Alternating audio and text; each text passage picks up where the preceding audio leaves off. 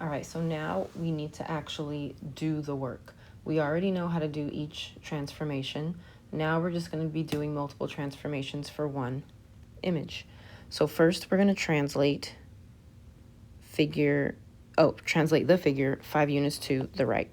I don't need order pairs for this part. I'm just going to move each point 5 spaces to the right. So 1, 2, 3, 4.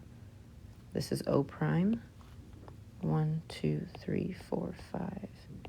N prime. 1, 2, 3, 4, 5. P prime. So do my best to connect. Yours will be neater. There's my first transformation. Now I'm rotating 180 degrees. I need ordered pairs to rotate. I'm not going to try to do this in my head.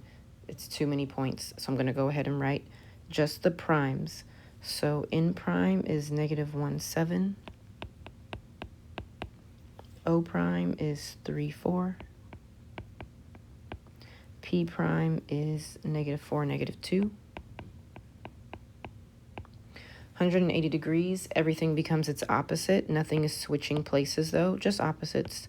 So this will now be positive and negative, negative and negative, positive and positive.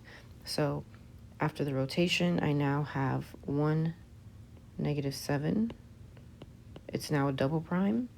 I have -3, -4, and 4, 2. Should be upside down because that's what 180-degree rotations do. And it is. It's now flipped upside down from where it was after the translation.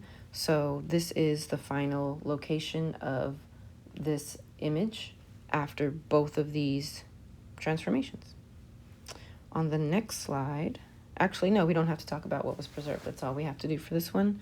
Now we're going to do some practice problems where you try on your own, and then you'll check your work after.